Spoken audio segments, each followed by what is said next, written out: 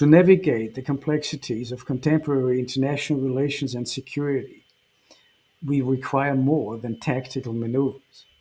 We need a profound theoretical foundation that can illuminate the principles and values necessary for sound decision making. The absence of a solid philosophical foundation in international strategy has left Western institutions and political leaders without proper guidance, which is why these actors find themselves increasingly unable to comprehend or influence the complex realities of the contemporary world. This lack of philosophical anchoring has contributed to a sense of chaos and confusion that appears to intensify with each passing day. Yet, on the other hand, empirical and after the fact evidence can't save the day either. It is obvious that reliance on empirical evidence alone has proven insufficient. The tendency among political leaders to ignore the lessons of past outcomes and resist necessary changes in policy designs remains still widespread. A significant obstacle to reform lies in the prevalence of pride, ideological rigidity, and stubbornness, if not pig-headedness, among those in positions of power. These traits often overshadow any willingness to reassess and adjust strategies in the face of failure. This is particularly evident within the ranks of European leadership. The reluctance to implement meaningful course corrections perpetuates ineffective policies.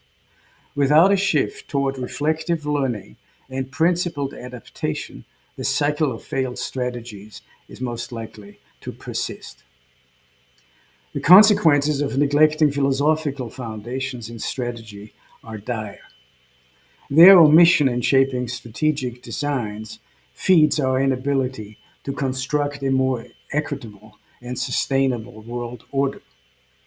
This shortcoming is especially evident in the persistent neglect of core concepts formulated in the 1990s, which were intended to interpret and help steer the international landscape in the wake of the Cold War.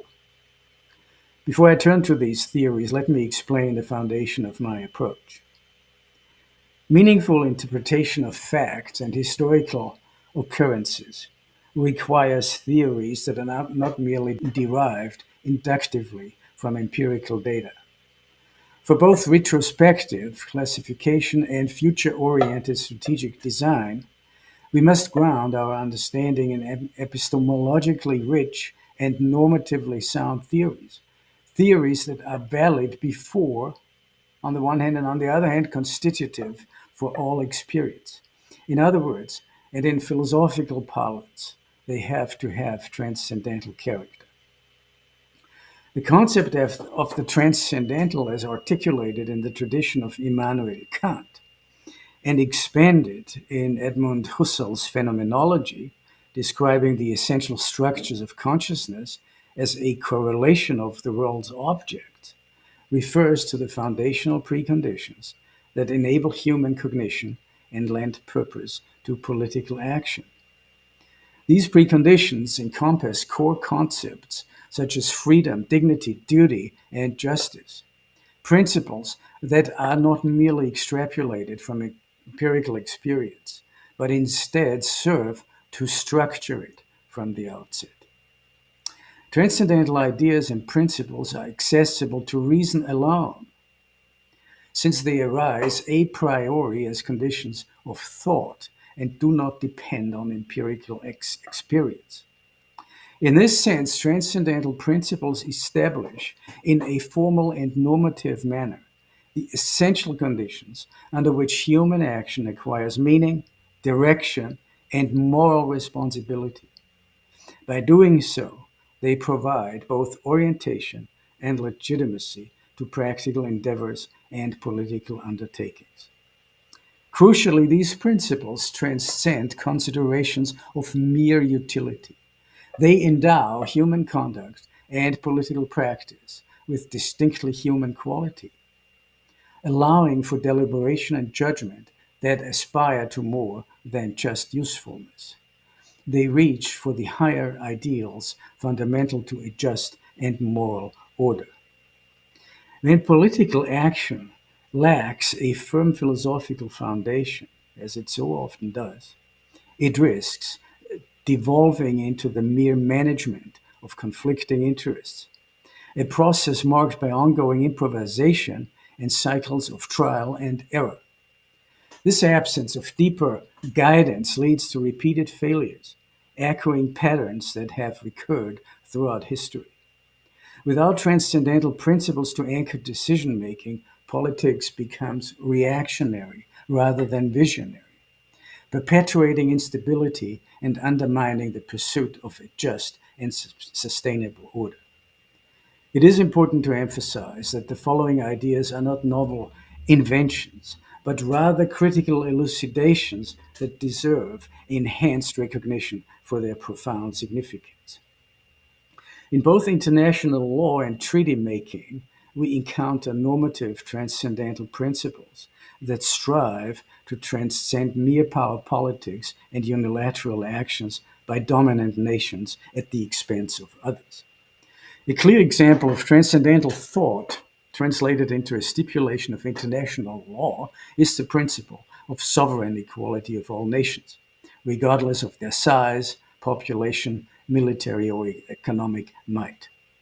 This principle is enshrined in Article 2, Paragraph 1 of the UN Charter and serves as a cornerstone for fair and just international relations. Another example is the principle of indivisible security, which forms an essential part of the European security architecture. Originating from the 1975 Helsinki Final Act and reaffirmed in the 1999 Istanbul Charter for European Security, this principle asserts that no nation should enhance its own security at the expense of others. These transcendental norms represent attempts to establish an order that is guided by principles transcending immediate interests and power imbalances, thereby aiming at providing a more stable and just framework for international relations. Transcendental thought in international relations acknowledges the necessity for norms that rise above the immediate empirical realities of state interactions and the power imbalances between them. These norms invoke the concept of a universal and higher moral order to which all states and actors are, at least in principle, subject. Such transcendental norms, however, even when translated into provisions of international law, often lack mechanisms of rigorous enforcement and depend largely on the willingness of states and their leaders to observe them. As a result, these principles are frequently ignored or even absent from the considerations of politicians, commentators, and media representatives. Nevertheless, the intent here is to delve further beneath the surface, to do justice to the theories and conceptual models that form the bedrock of these transcendental norms. By engaging with these deeper theoretical underpinnings, we can better understand both the promise and the limitations of normative principles in guiding international conduct and shaping a more just global order. Throughout history, eminent philosophers and thinkers such as Plato, Aristotle, Kant, Heidegger, and Ludwig von Mises have maintained that the fundamental structures of reality are accessible to human understanding. They argue that our actions, including those in the political sphere, must be anchored in these foundational truths. These thinkers offer theoretical frameworks that illuminate how political decisions can be interpreted, justified, and rendered meaningful. Their insights provide the groundwork for comprehending the principles that underpin just and sustainable political action. To underscore this perspective, I'm going to present several illustrative examples. Immanuel Kant, for instance, argued in his work Perpetual Peace that enduring peaceful coexistence is only possible if treaties do not include provisions that could lead to future conflict. The consequences of neglecting this principle are evident in history. For instance, had leaders like Clemenceau or Woodrow Wilson taken it to heart after World War I, the Treaty of Versailles might have been conceived differently. Rather than imposing harsh terms that fostered humiliation and resentment, a settlement grounded in mutual recognition and genuine stability could have prevented the rise of extremism and the eventual outbreak of another devastating war. And a similar dilemma confronts the world today. The importance of Kant's insight becomes clear when considering current efforts to resolve conflicts, such as the ongoing war in Ukraine. Durable peace can only be secured when arrangements are designed to be acceptable to all parties involved, avoiding conditions that might sow the seeds for renewed hostilities. This highlights an essential reality. Political decisions aspiring towards justice and durability must be anchored in principles that rise above immediate power struggles, dominance, or considerations of retribution. Or consider Plato's notion of the tripartite soul, a classic framework for both shaping character and structuring societies. This philosophical construct has profoundly influenced one of the central theoretical paradigms that shaped discourse following the end of the Cold War, and its significance will be explored in more detail in a little bit. Before turning to the major theoretical frameworks that shaped post-Cold War international relations, it is important to briefly highlight the transcendental perspective offered by a more recent thinker, Martin Heidegger. Heidegger advocated for a return to foundational reflection on our own existence as a prerequisite for any genuine engagement with the world. His caution against becoming lost in the routines and mechanisms of modernity holds renewed importance in the context of today's technological advancements, including and particularly artificial intelligence and transhumanism. When Heidegger stated, "Only a God can save us," his intent was not to invoke religious doctrine as an exclusive solution, but rather to emphasize the existential need for deeper meaning that transcends mere technical or bureaucratic reasoning. This also underscores the importance of grounding political thought in an understanding of being, demonstrating once again that philosophical reflection should guide and impact strategic decision making. One further illustration of transcendental philosophical influence can be found in economics, notably in the work of Ludwig von Mises.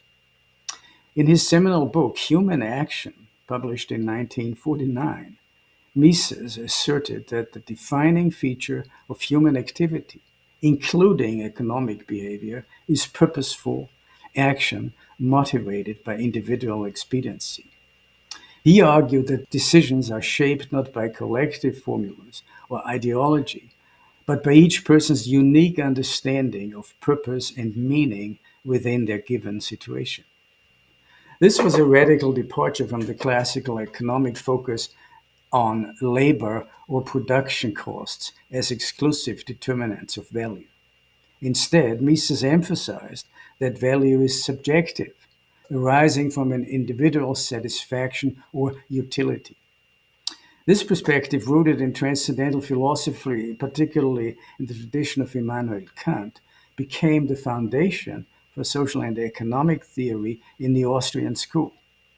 Alongside predecessors like Karl Menger and Eugen von Bohm-Bawerk, Mises's ideas became central to the Austrian School of Economics.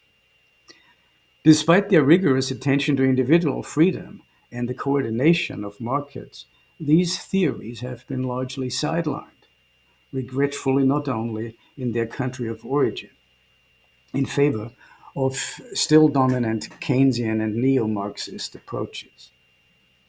Nonetheless, Mises's influence now extends beyond Austria and beyond Europe. For example, in Argentina, President Javier Milei has pursued a reform agenda inspired by Austrian principles, demonstrating the ongoing practical significance of non-interventionist, freedom-based economic theory. This example underscores an essential point once again. Transcendental concepts are not isolated abstractions. Rather, they serve as foundational guides for real-world political and economic decision-making.